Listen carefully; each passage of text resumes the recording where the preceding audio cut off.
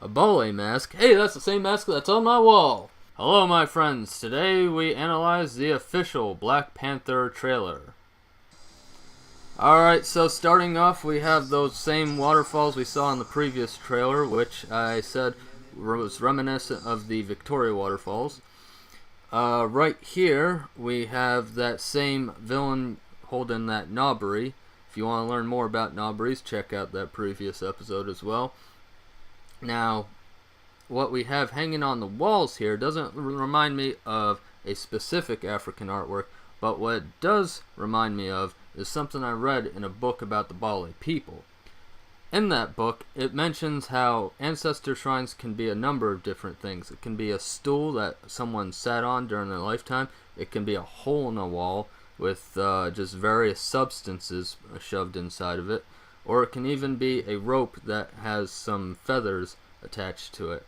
And the rope, of course, would be hanging from a ceiling or a wall. And that's, of course, why I'm remembering that story just now. I don't know if they were referencing that when they did this, but it's possible. So next up, we're about to see one of the female warriors that protects T'Challa. These warriors are references to the Ahosai, who were female warriors who protected the king of Dahomey. Here in the city, we see some symbols that we've seen before. These symbols were on the throne of T'Challa in the Black Panther poster.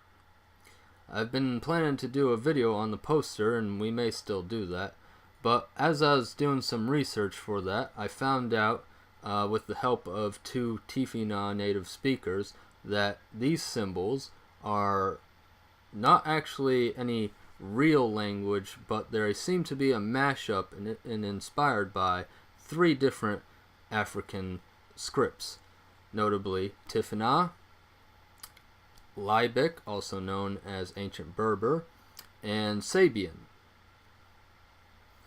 So, yeah, I know this because we looked at the lettering on the throne, and it really didn't read as anything.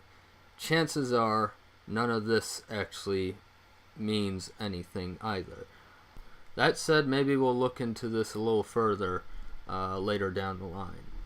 Besides the symbols, we can see some Ndebele painting on the wall of one of the buildings. We can also see an example of architecture from Mali. The building way in the back there seems to be a reference to the Great Mosque of Djenné. And speaking of architecture from Mali, we can see the university from Timbuktu, which we discussed in our previous analysis.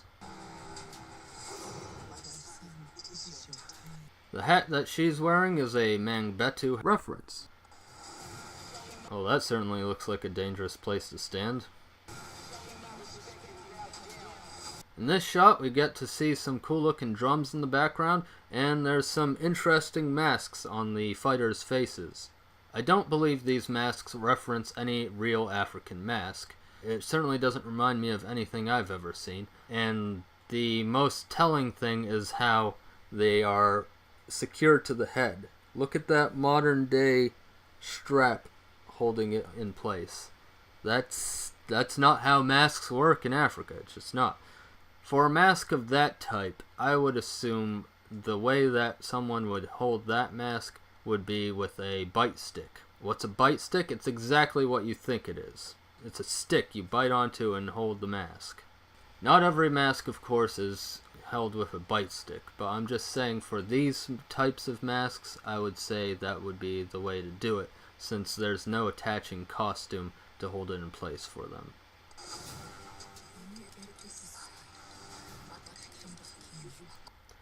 Right here we got T'Challa sporting a suit that has some symbols on it that seem to be inspired by the Hausa. If you're interested in the Hausa, well, I got good news for you, because a viewer of mine requested that I do an in-depth video about the Hausa, and that I will.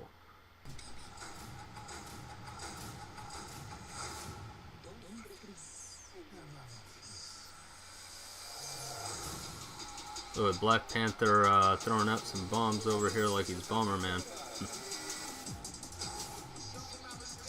If you remember my previous analysis, you'll recall that I mentioned that this mask doesn't remind me of any real African mask and that it's likely just a Hollywood design. That said, there's nothing wrong with a Hollywood artist being creative, and frankly, I've gotten used to this mask. Is it a favorite of mine? No, but it's alright. Why did I get so salty about this mask then? Probably because I'm jealous that I'm not designing stuff for this movie. Give me a job, Marvel. It's worth pointing out that a viewer of mine said that he believes this mask is an Igbo mask. Now, I've seen a lot of Igbo masks. I'll show you a bunch of them right now. I've never seen an Igbo mask that looks like this. I am of course willing to listen to viewers' comments and make corrections where corrections are needed. But this viewer was not able to show me visual evidence, and because I'm running an educational show here, I need some evidence before I'm willing to support your idea. Either way, all comments are appreciated, and even if you can't show me evidence, I certainly would like to hear your ideas, because I'll often try to look up the evidence myself and see if I can find it. That said, I certainly can never see every Igbo mask, let alone every African mask that's out there. But what I will say is that if this really is based on an Igbo mask, why didn't they choose an Igbo mask that's actually more prominent? If you want something scary, look at this image. That could have easily been way more scarier and intimidating mask from the Igbo than whatever this is.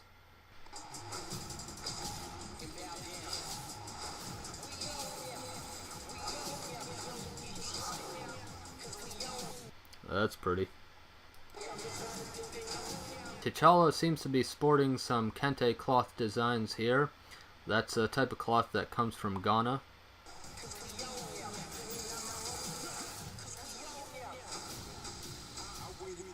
The character Killmonger here seems to have some scarification marks, perhaps in the style of Surma or Murasai.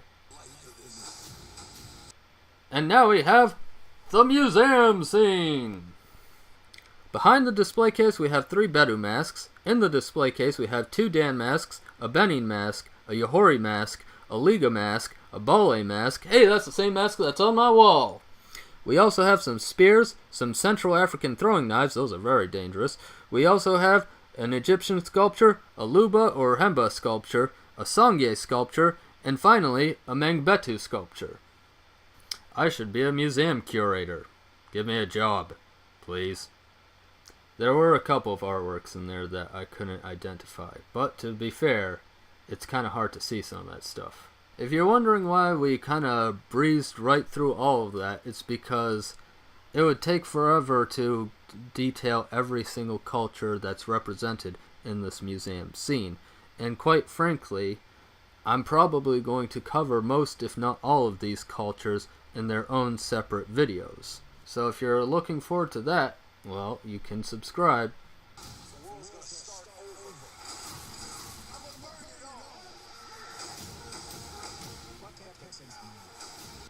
As I mentioned in the video where we covered the concept artwork of the Black Panther, the symbols on the top of this man's cloth are Adinkra symbols.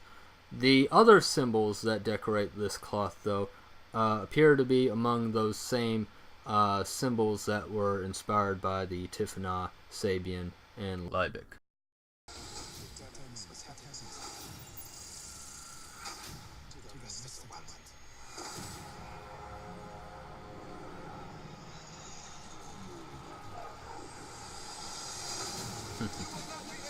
Again, those are the same symbols inspired by the Tifinagh, the ancient Berber, and the Sabian.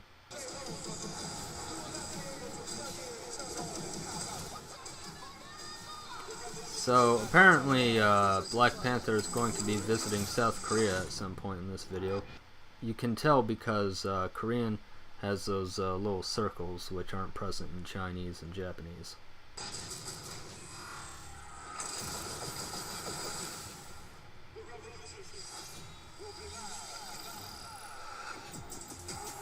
And that pretty much concludes our analysis for this video. Hope you enjoyed.